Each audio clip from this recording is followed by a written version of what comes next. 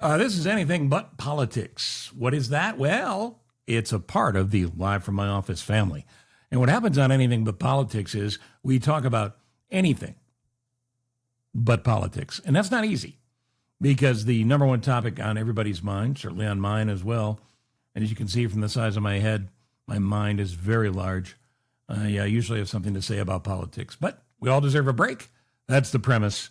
And Anything But Politics is a show. And what I do is I invite my friends and people you know, people you've heard with me through the years, and people maybe that I'd like you to meet on the show. And we just kick around 5 or 6 stories as time allows that are, say it with me, anything but politics. Now, before we get started and before I introduce our guest, thank you to Carol Hazler and a whole bunch of other people that have been ordering our Survive 2025 gear. I speak of the hats and the shirts that you can find when you go to cochranshow.com/survive2025. I'll throw in an app gift card while those supplies last, and it's like you're getting the gear for free. How dare you? But get yours. Get your hat, get your shirt. You're going to look great for the summer, and let's all survive 2025 together. Carol Hazler, I mentioned also, I want to thank Matt Kaplan. Matt was amongst many, many winners of Apt gift cards. Apt, of course, is our sponsor here at Live from My Office. And Matt, I should say, had last week's phrase that pays, which was, "Hey, Steve, where's mine?" So if you didn't get in on that, get out on this. We'll have a new Live from My Office episode later this week, and you'll be able to jump in as well. All right? So we had a big guest lined up for this episode.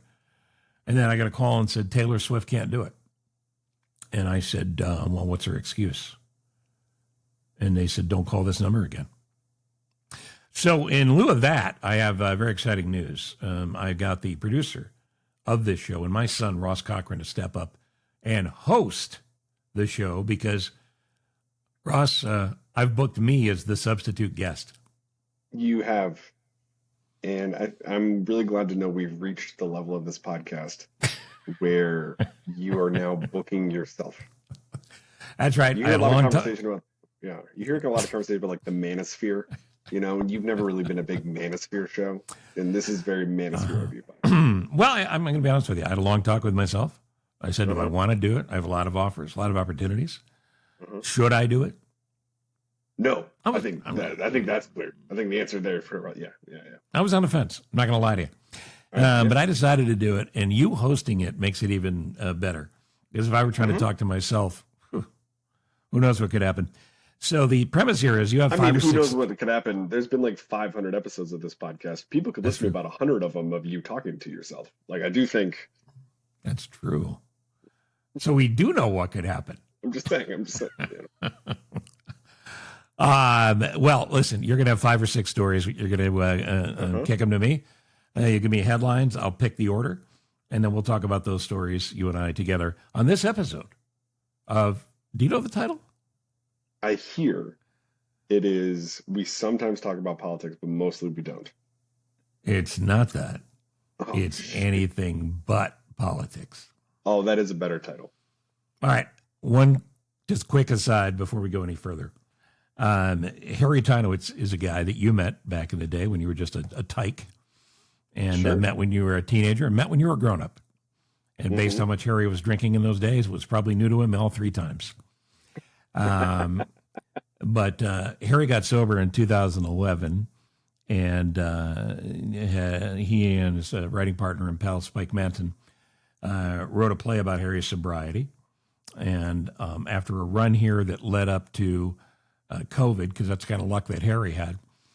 They restaged it off Broadway last fall and had a very successful run in New York, and things were looking up. Unfortunately for Harry, his liver did not agree. He's been suffering for a couple of years, and he passed about a week and a half ago. And as of 9/22 on July 21st, his service was earlier today, and I was honored to be there, and it was a room full of people he loved and people he knew and people he worked with, and lots and lots of great stories. But I think one of my favorites that came out of it, and by the way, his daughter Lucy and Reggie are his kids, and they're both grown up now, but Lucy was just a complete rock star. the services were held at a funeral home in Skokie, Illinois, and it was next door to a building that's well established in Chicago. And she opened with this joke, which is a good way to tell if she was Harry's daughter. She said, "My father's will stipulated that when he did die, that the services must take place within 500 feet of a Fannie Farmer store." And the Fannie Farmer candy store was next door, because the most nutrition Harry ever got was when he was having high level candy. Yeah, that makes sense. He was a kid that never grew up, and everybody had a good time with him. As I said, he got over the hump and he was living a sober life. So he got robbed of a lot of years. And yes, we did. And he paid the price for the earlier years. But Harry, love you. We're going to miss you. And you had a great family who will take care of Reggie, who's going to be an air traffic controller. And as Spike Manton said, stop listening to us and get to Newark. You're needed immediately. And life goes forward, because that's kind of the way this all works. Harry was not technically brilliant. I don't know if you know any older guys, Ross, that aren't technically brilliant. None come to mind. Yeah, because guys like you and I, we know our MySpace. Yeah. Another story that came up at Harry's services was that somebody had recommended a show on Netflix, and his daughter Lucy was at school, and he said, "Yeah, I can't do that because Lucy took Netflix to college." Which does now, ironically, sound like a special that you would watch on Netflix. Yeah, no question. Yeah. All right, well, let's get on with it. This is Anything But Politics. So I'm the guest. You're the host. Take over. Yeah, and I do think if any of you have listened to a few, I was just on the show about 5 episodes ago. And the Yelp reviews are great. Yes. But interviewing you is always a little bit like trying to get a new puppy to go outside to go to the bathroom. So we're going to get through this together. How's it different than getting me to go outside to go to the bathroom now? Great point. That's a really good point. All right, you ready for the headlines? Yes, you'll give me the headlines. I'll pick the story. So your headlines are: Batman's office and secret bathrooms. These real estate agents have seen it all. Okay. Extreme skydiver Felix Baumgartner dies in paragliding accident. Okay. That one got weirder as it went. Katy Perry suffers mid-air prop malfunction while straddling giant flying bug during Roar. These are all true stories, by the way. Yeah, for sure. Okay. AMC hopes new ticket discounts will reinvigorate the movie theater industry. TSA is preparing to modify the liquid rule. And Steve Miller Band cancels remaining 25 tour dates due to weather. All right, let's start with that one, because it's interesting to me, and I haven't had a chance to consult famed concert promoter Tom Skilling on the story. But I think I have the basics, but you tell me what happened. Yep. So Steve Miller Band, Steve Miller, the frontman, he issues a statement on the website pulling the plug on a tour due to extreme weather conditions. The statement reads in part, "You make music with your instincts. You live by your instincts. Always trust your instincts. We've canceled all upcoming tour dates. The combination of extreme heat, unpredictable flooding, tornadoes, hurricanes, and massive forest fires make these a risk for you, our audience.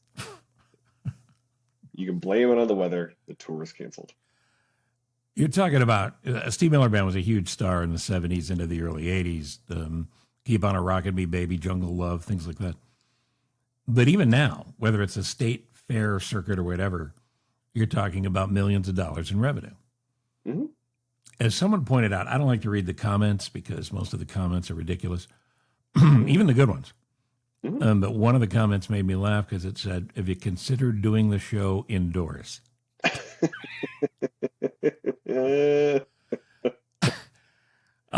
So, yeah, I thought this might have been a bit. I thought it was an Onion story, but it appears to be true. Is that right? It definitely appears to be true. And it's one of those funny entertainment stories where, the article states the kind of ridiculous thing at the top, and then it begins to try to justify it with the rest of the piece. Mm-hmm. So Mm-hmm. it starts talking about all these different musical festivals that got cut short or cut, where people had to be rushed to the hospital because of, severe heat or climate on being unpredictable. You were talking to Paul Douglas a few weeks ago, and he talked about how weather whiplash is the new normal, right? It's Yep. the rest of the article is stating that. But the idea that you look at your tour schedule and go, oh no, I can't because of the weather. Yeah. So don't you think one of two things has to be going on here. Mm, One is he's nuttier than any front man in the history of rock and roll. for sure. Or two is he's just tired. He didn't want He's to do just the tired.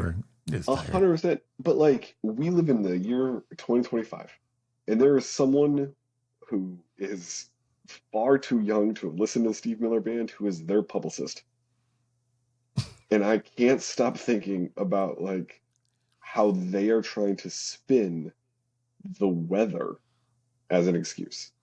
Like, Yeah, well, climate change real bad, but it's a tour. What are you talking it's about? not one show. You make a good point. It's not one show. No, It's all summer. I think Tom Skilling would tell you, weather is in one location. And a tour, very famously, not in one location.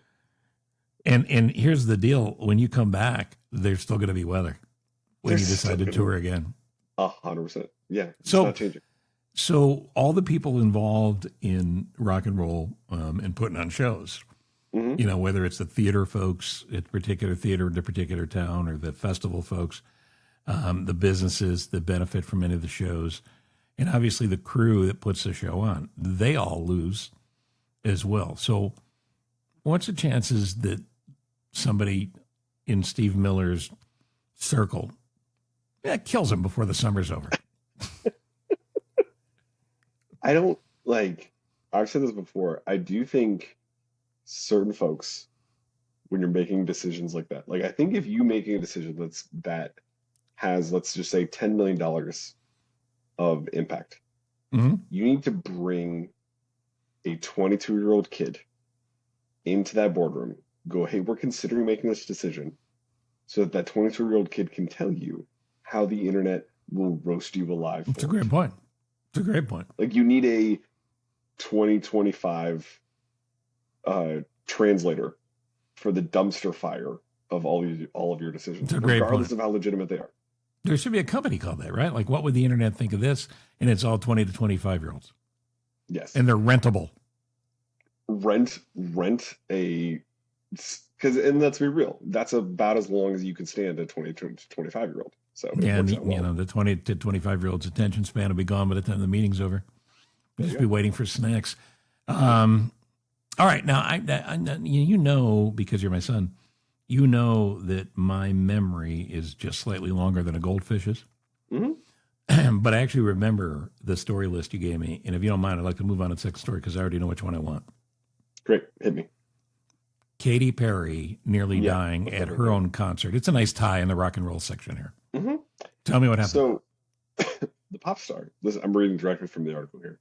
The pop star endured a scary prop malfunction while performing at the Chase Center.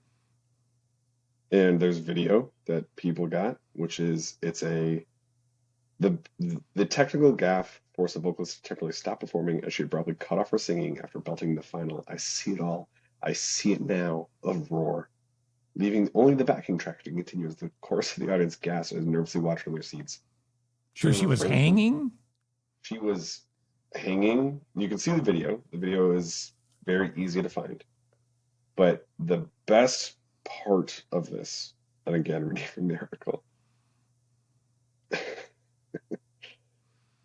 she was performing her hit 2013 single, Roar, when Yep. suddenly one of the wires elevating the massive bug, because she's straddling a bug during this, drops without warning. The mishap causes the gigantic insect to swing uncontrollably, but while Perry seemed understandably frightened for a moment, she maintained her balance.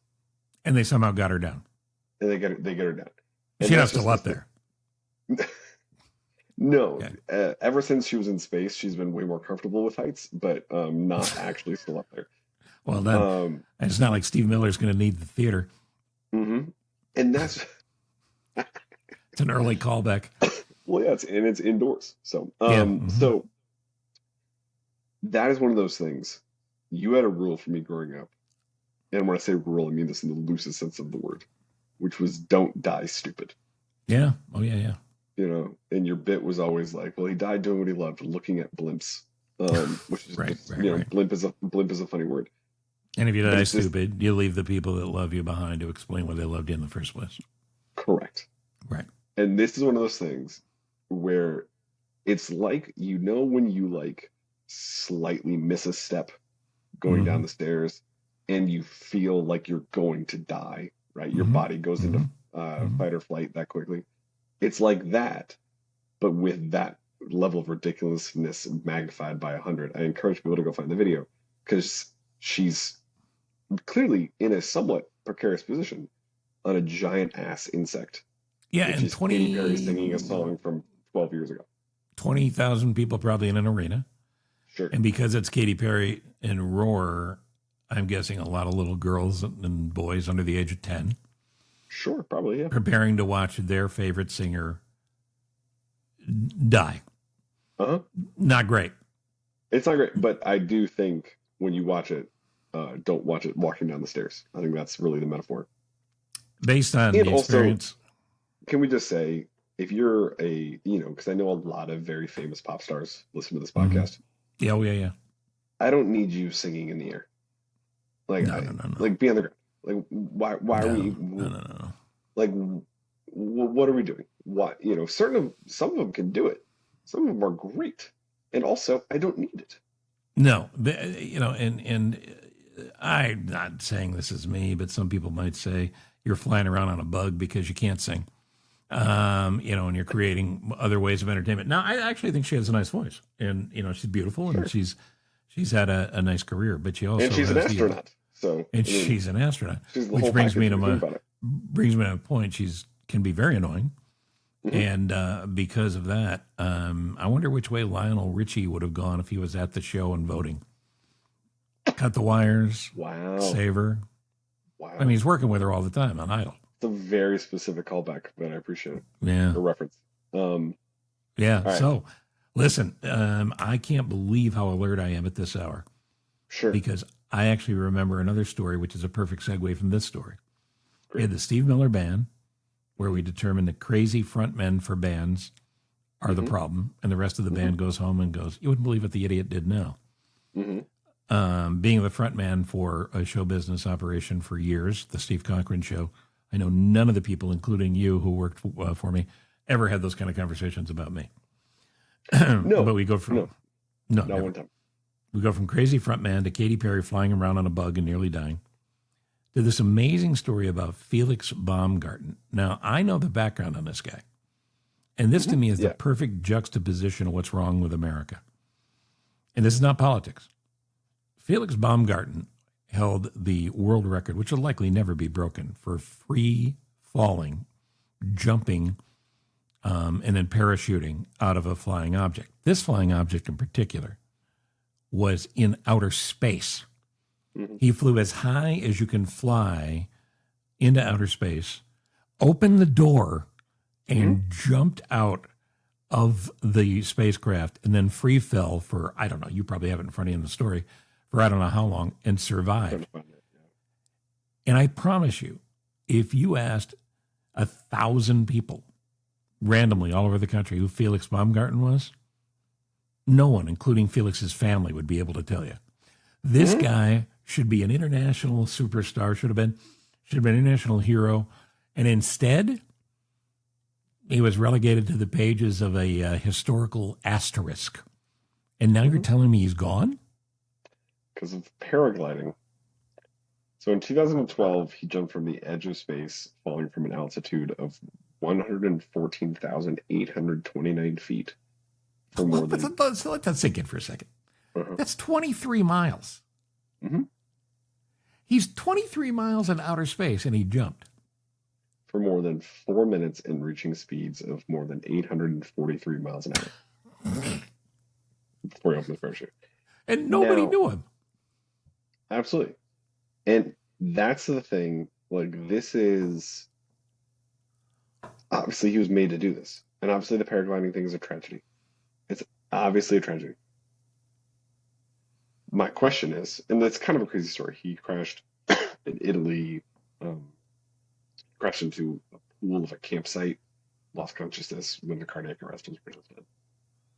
But one of the things that I think about reading this is like, this is the best skydiver ever, best Yeah. person ever at flying through the air in ways that he shouldn't. How do you discover that? Like, Yeah. you clearly have some sort of natural aptitude to it, but like, Right. what happens in his life where he goes, maybe I'll just jump out of a plane, and then that goes well enough where he goes, maybe the plane should go a little higher. Yeah. Because see, when I grew up, when I was a kid in the 70s, there was this guy named Evil Knievel. Right. Evil Knievel was our hero.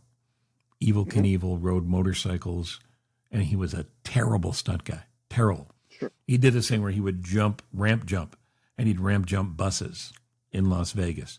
At one point, he was supposed to ramp jump sharks in Chicago, and this is not made up. Several of the sharks who were flown in to do this. This is the 70s, so PETA, take it up with them. The sharks that were flown in from Florida for this died in flight because sharks are flying. They're going, what the hell are we doing? I don't fly. Hmm. So they get to Chicago, they do the thing, he jumps the sharks. Long before Fonzie, long before that whole thing became a cultural phrase. But then there was the Snake River Canyon jump. Snake River Canyon, when I was a little kid, we thought it was the Grand Canyon. And Evil Knievel was going to jump over the Grand Canyon. There was a famous sportscaster named Howard Cosell who called it on a famous show called Wide World of Sports. 3 channels, boys and girls, 3 channels. The one that had Wide World of Sports, he always watched it. Thrill of Victory, Agony of Defeat. And Evil Knievel was going to jump over the Snake River Canyon. Snake River Canyon was, look, I didn't jump it, but it was not the Grand Canyon. But it was seriously still dangerous. And it wasn't a motorcycle. He was in like a rocket that they tried to create. And it went up like Wile E. Coyote's rocket from Bugs Bunny, and then it just went, and floated to the ground. Yeah. So he was a fraud, a wrestler, like a professional wrestler and a showman, but he created this sort of thing. For sure. That whole that thrill seeker thing. Who is the tightrope walker who walked between buildings? Yeah, you had in him on the Chicago? show a bunch. Yeah. Yeah, and his family. There's Yep. still a little bit of that, but these kind of guys aren't out there. And when you're Felix Baumgarten and you jump 23 miles at the bare minimum when you land, you better get Wheaties box Uh-huh. and you better get viral video. Yeah. And yeah, And that's the thing about that too, is I'm like, Felix Baumgartner also did his taxes. Like, yeah, at the the time. guy who flew 23 miles Yeah. or went over space with their miles had to go to the DMV. Like, he's not famous enough for someone to go to the DMV for him. Now, and didn't you tell me 800 miles an hour? Isn't that what you said? Yeah, he got to 800 miles an hour. So there's a few witnesses that claim they heard the sonic boom that he created re-entering the Earth's atmosphere. And can you imagine when he goes to like a summer barbecue after that and goes, "Hey, Felix, what have you been up to?" Because nobody knows. 100%. And he goes, "Well, I jumped out of a spaceship." Okay, Yeah, Felix, here, have another I beer. spent years of my life preparing for this moment that was a news story one day in some parts of the country. If you're wondering what the But problem is, obviously, rest in peace. yeah, God bless him. Well, you know what? You make a good point there too, because there had to be a time when he's flying that paraglider. We don't know what happened. Obviously, Italian authorities are all over it. But as he's flying and something terrible happens, there had to be a point, and he goes, "Seriously? Like this?" Yeah. And then he died. The article says he was feeling off, Wow. which we should, if I remember to, we should link to this in the show notes. One of my favorite SNL sketches of recent is Michael Keaton is it's a Please Don't Destroy. They do the Yeah. shorts, and they are skydiving, and Michael Keaton is a skydiver, and one of the redheaded one is a skydiver. They're the instructors. The other two are the tourists. And one of them, the redhead's like, "Yeah, I don't know, just kind of feeling off today." And they're like, "Don't love that." Does that happen? You get nervous every jump? And they're like, no, never nervous. Nervous today. And Michael Keaton is slowly having his life fall apart. Like he's getting a series of phone calls. It's like, oh, I don't even get the kids on weekends anymore. That is what I assume all skydiving diving experiences are, and that's why I stay underground. Did you ever? I mean, you never brought it up to me or your mom. Did you ever want to do that? Not even a little bit. Yeah. I don't like the thrill-seeking part of that for me, the adventure part of that for me. I would get into a fight about this with my best friend all the time because he would like be in awe of how the different colors of a flower. And he was like, "Isn't it so crazy that God made this type of purple and this type of purple?" And my response was always, "Have you met people? Like people are more interesting. Look up." I would much rather learn why, in the good name of all that is good and holy, would this man want to jump out of an airplane Yeah. than go jump out of an airplane with him." You know, the skydiving and thrill seeking thing seems like an odd time, but I have a confession. Mm. When you were about 5 or 6, we went to Disney World. And at Disney World, it was one of a couple times we were there, but at Disney World, you wanted to go on Space Mountain. Sure. And you were a charming, funny dude, like your son and my grandson. Same guy, by the way. And the line that said, "Must be this tall to ride." Mm. Maybe, maybe not. But they let you on. So we get to the front of the ride, and all the way up on Space Mountain, if you've never been, there are signs that say, if you have a heart condition, don't go. If you're afraid of heights, don't go. If you're afraid of speed, don't go. If you're prone to panic, don't go, don't go, don't go. My job as your father, job one, is not to entertain you. It's to keep you alive. 100%. So we get in line, we get through the line. I'm adding people up as we're making our way through the line. Okay, I go, it holds 8. This section holds 8. There's 8. Okay, those 8 are in. All right, there's 2 sets of 4. Those are, we get to us, and there's a family of 6 in front of us. Well, they don't get in the front. Mm-hmm. They're the 6 in the back, and you and I get in the front. Mm-hmm. And the guy said to you, "You want to ride up front?" And of course, my image is, you're going to fly off, out, and over. And I'd been on Space Mountain before, and you can't see. The hook is it's a roller coaster in the dark. You can't see, but there's enough lighting where you can tell kind of what you're looking at. And you would have been a human projectile. So I thought, because, you know, I went to my physics class 3 or 4 times. If I'm sitting in front of you, you at least would bank off me and my giant head and maybe back into the seat. That's funny. I don't remember this. So we're going through the whole thing. But hold on. My favorite part about that is what that looks like to everyone else. Because I was a tall kid. I was a big kid. Is you taking the front seat from a child. Yeah. And by the way, fit like a glove. Couldn't have been more comfortable. So I get into the thing, and I'm in the front, and I'm no thrill seeker. You know, I was never taking you guys, you and your sister. Oh, let's go to another amusement park. Mm-hmm. But I want you to have a good time, and I don't want you to be scared or traumatized by it. So I'm making all sorts of fake whoops and yelling, and it's great, it's fantastic. And I could not have gotten on the ground fast enough. We get off the ride. You get off the ride. Again, you're 5, 6, 7 years old. I want to do it again. Great. I want to do it again. And I looked at you, and, you know, you've been a parent long enough, you know this. When you first have kids, you think, I'll never lie to them. Of course. Oh, yes, you will. Of course. Yes, you will. Of course. And I looked at you, my son. This is a confession. I looked at you and said, "They're closed." Said, "Yeah, I'm with you, man. I'd like to do it again as well, but we barely got in. But it was the last ride. Yeah, that darn Mickey doesn't let you ride more than once." Right. Yeah.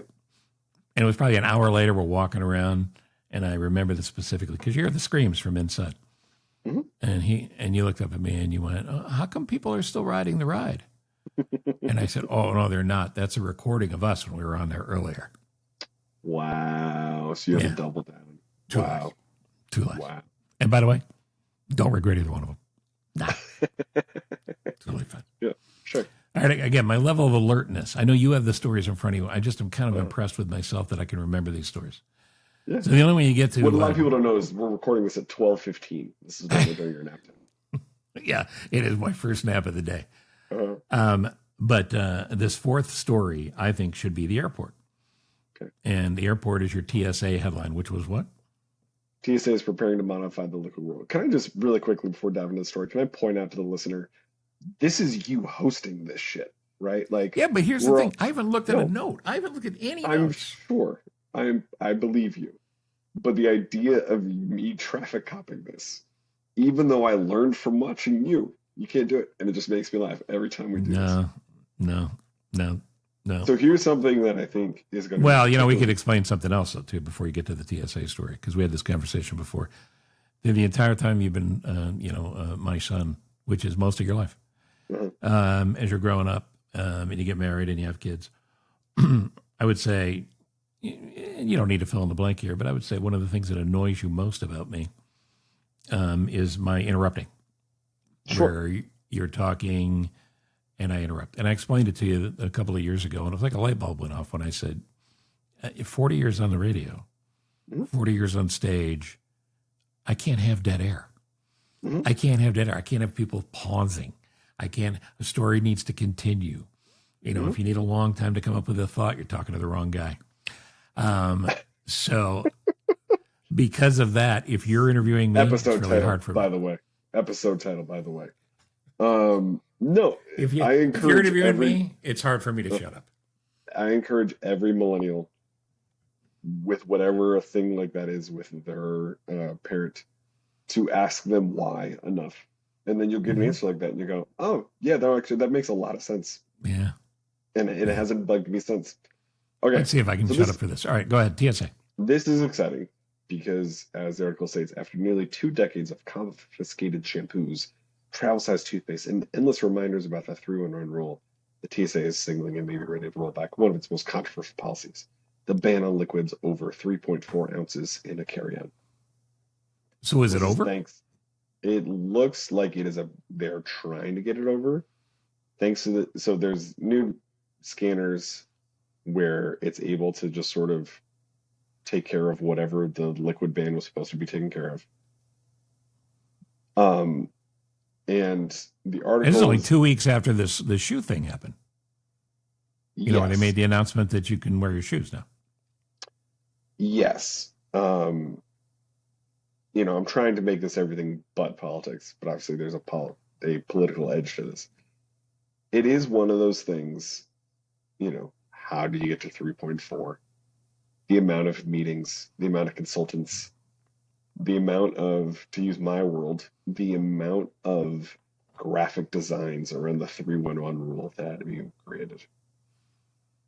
I don't think you and I ever had this conversation, but I had a guest on, and again, this is not a political comment, it's a political fact. Someone who is a senator, and it's not Senator Durbin, because everybody knows I've known Durbin for a long time. It was not Durbin, and not a senator from Illinois where you and I live. But this particular senator was on the committee that dealt with terrorism. And in talking about it, I brought that up. I said, how do you come up with that number? I said, I can't imagine how many pointless meetings there were in Washington to come up with that number. And they said they literally did testing to find out of the explosives that were known and the fluids that were known, what amount of explosive fluid would it take to take down an airplane? And that's where the number came from. Wow. Yeah. So, fun fact. I mean, let's be honest, more fact than fun, but yes, fun fact. So broader philosophy, which makes sense, of smarter screening, not necessarily more screening, not treating every traveler as a potential threat, using more risk-based, like all of those things make a lot of sense to me. It does say for now, travelers should remain aware that this is a limit that's still in effect, but it seems obvious that changes are coming because as these various airports get what's called CT scanners, they've begun quietly relaxing some of the liquid rule for bags screened with the new systems. So the theory then, if it plays out, would be we'd be able to get on planes more quickly. So that you can, yeah, so that you can wait on your runway for a couple hours because other parts of the travel industry don't work. Yeah, because the airline slogans are always the same. We're not happy. We're not happy till you're not happy. That's right. So I get it. I get what they're trying to do. I think it's a good thing. I don't know that we need to get on a plane faster because you've seen it. I've seen it forever. People can't wait to get on the plane. Mm-hmm. When the plane lands, they can't wait to get off the plane. Mm-hmm. So I tend to lay back. I go, I'll get on when I'll be the last guy. I'm totally fine with the last guy. I got a seat. I'll be the last guy. And I'll get off. But it brings to mind something else. When you fly, when you travel, is there a rule that comes to mind that you'd like to see that's not out there right now? Anything related to traveling in the airport? Is there a rule that you would like to see put into effect? Sure. If I have headphones in, I don't want to talk to you. No talking. I don't need to talk to you. There was a man who, and I'm not at all trying to criticize, I'm not at all trying to judge, but there's a man who spent a flight from Minnesota while I'm listening to music, having a book open, and then eventually like journaling in said book, trying to convert me to Islam. Oh, you're kidding. Yeah. And he's You've never told me that. Yeah, it was legitimately pretty funny because, like, Christians, it's called spade a spade. Normally the shoe's on the other foot. Sure. But it was just this funny moment of like not reading any social cues. Like, I didn't know if he had a quota he was trying to hit. But it was wild. Yeah, for those of you who are thinking, why aren't they saying the obvious jokes? We don't know if he had fluid on him. We don't know how much he had. Right. We don't know if he had his shoes on. This is not a comment on the fact that he was Muslim. He was trying to convert you, and you didn't want to pay attention. Correct. White dude from Minnesota trying to convert me to Islam. Wow. Yeah. Well, you know the Steve Martin way he got out of these conversations? Think about how famous Steve Martin is. Steve Martin said, if I'm flying and one of my movies would come up, and a guy would be watching it. This is back when, DVDs, so 20 years ago. He said, I'm flying, and a guy's watching one of his movies on DVD, and he's sitting next to him, and he's reading or he's doing whatever Steve Martin was doing at that point. And the guy's just praying that Steve Martin's going to go, hey, look at that, so they can talk about the movie. And he's trying to be cool, but, Steve Martin knows, he's right there. And the guy finally can't stop, and he goes, how about, look at that, that's you. And Steve Martin looked up and went, yeah, I've seen it. And then looked back down. And he said the guy basically left him alone at that point. So not bad. I would just expand what you're saying to a little more things on a personal level. No shoes off. Shoes off. Sure. We're all trying to get to the same place together. It's not your plane. It's not my plane. It's our plane. And if you take your shoes off, on a plane, authorities should be able to arrest you as soon as we land. Right. Sure. They should Felix Baumgartner you. You want to take your shoes off, you gotta get off the plane while it's in the air. Right. Sure. No comfort animals. None. If you can't fly without an animal, you're on the wrong plane. We need to have a separate airline where people can fly with animals. And believe me, I am, and you know this, I am hypersensitive to folks who have anxiety issues, mental health questions, things of that nature. We should have a separate airline for animals. Yeah. You want to bring a camel on? Good luck. Whatever. It's going to cost you an upcharge, whatever the case may be. But no dogs, cats, and dogs and cats are the least of the problem. I mean, you have people trying to bring on peacocks, toy horses. I'm not making this up. Iguana, right? Yeah, 100%. Right. So no more animals. No more animals. No, zero. Okay. All right. Well, I think we've solved the problem. Well, I've forgotten the last two stories. I'm out, obviously. So what do we got? We got real estate horror stories and the movie industry. All right. We can leave the movie industry and let's make this one our final. You are about to move into a new home. in the next Yes. month or so. And if you listen to the end of the episode, I'll give you the address. I won't. No, you won't.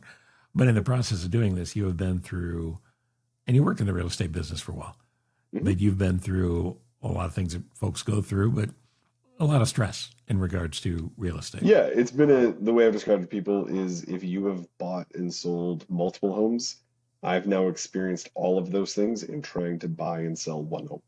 Yes. Yes. Yes. So in the process of that, has any of that been funny? Oh gosh, yeah. Oh, yeah?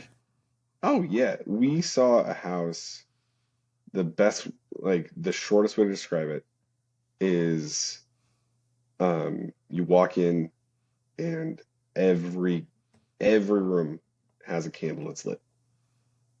Every room, which is fantastic. Really? Oh yeah. And then we walk downstairs. Was it the Hotel California? It was giving off those vibes. And we walk downstairs and we see like a dog crate or a cat, like a small dog. And there's a towel over it. Does not look very clean. I can say that. And then the crate starts moving because there was a dog in the crate. And In the house. In the house. And it's one of those things. Moving sucks. Trying to list your house, trying to move. Like, none of this is easy. But it was this, Lauren, my wife, went through all of this effort and pain, like, to get our house ready to be listed. We had people coming to look at our house who were like, do they still live here? Did you guys get this professionally staged, right? Like, she busted her ass to make this happen. Right. And then we showed up at places where, like, one of them, the bathroom, the toilet had not been flushed. And they were showing the house. And they were showing the house. One of them had, this was a wild one. So yeah, obviously the dog in the basement was a wild one. There was one where we wind up like in sort of a storage area basement. We're sort of like behind it's like half of the basement's finished. So we're in the unfinished part of the basement. And there's just a straight up cot on the ground. And we're like, squatter? Or is this like a parent and this is their quiet zone? Like what is it a hostage? Or is it a hostage? So there was a lot of stuff like that. Homes that just like weren't clean. And then there was also, what was so funny about it was then you'd walk into homes and they looked like everything was brand new. Like we had one where like the real estate agent was like, had like gifts for everyone who saw the home. Like it is just the widest variety. But some of as this article talks about, some of the quirkiest designs that they've spotted. Well, yeah, but I don't know if Lauren's into this. Your mom loves watching the real estate shows. Sure. And to me, all I hear is the same thing every time. It's open concept, like Granite, and it's open concept, and husband and wife disagree. Phil's a graphic designer looking for an open concept kitchen, and Barbara wants to make sure that she's close to the beach. Their budget is $4, and they are hoping to live downtown. Right. So you go through all of that.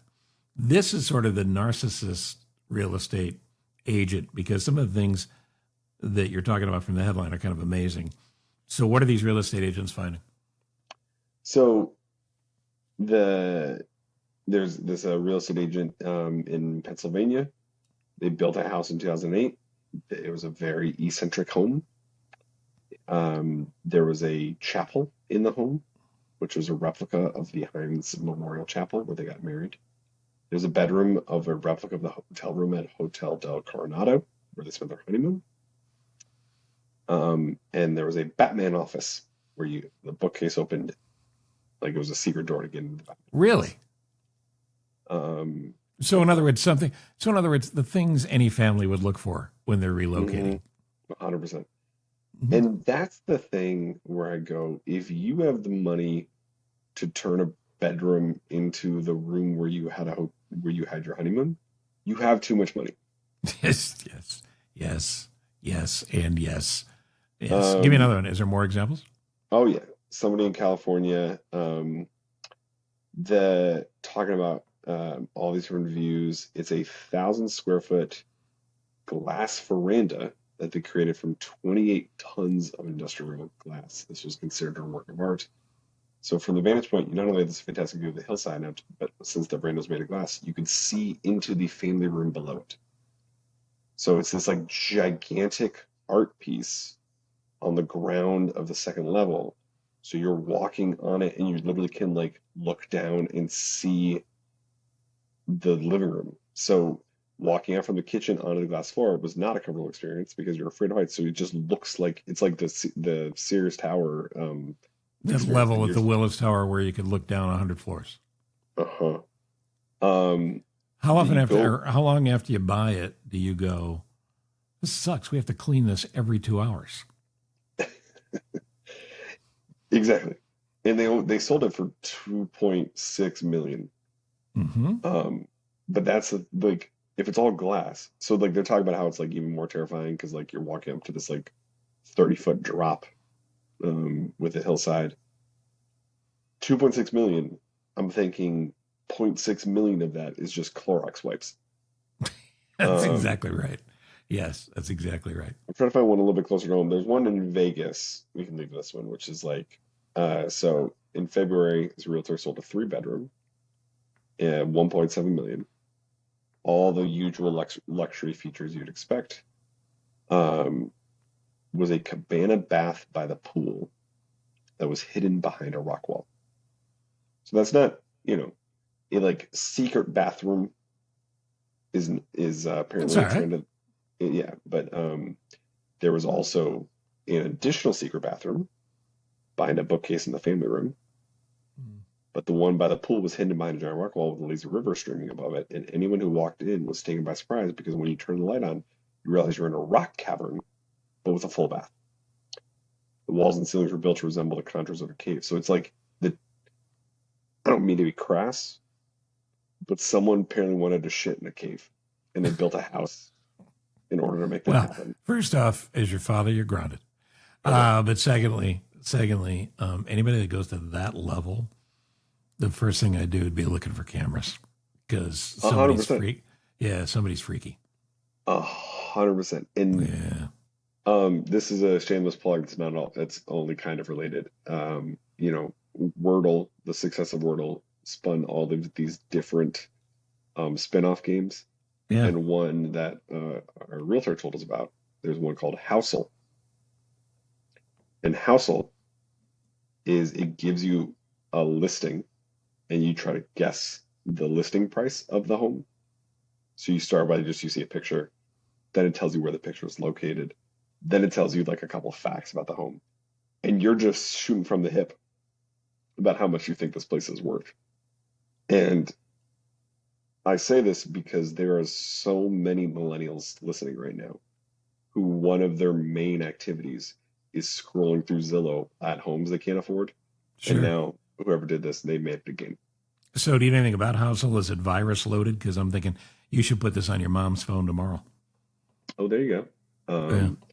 No, no, and also just no one's used the phrase virus loaded since like 2011. So it's hip then. Yeah. Um, oh, actually, I got a better. If I'm gonna edit this, I got a better joke, which is no one's used. We can't say virus loaded since COVID. COVID canceled all virus loaded activities. Oh, I like both. Maybe leave both in and let the audience decide. Yeah, there you Yeah. Yeah. go. Yeah. Yeah. All right. Well, that's how Um, we play. That's how we play anything but politics. I mean, now you're the mhm. host. Would you have me back? Am What are I? the chances? What are the chances I get booked again? I would say pretty good.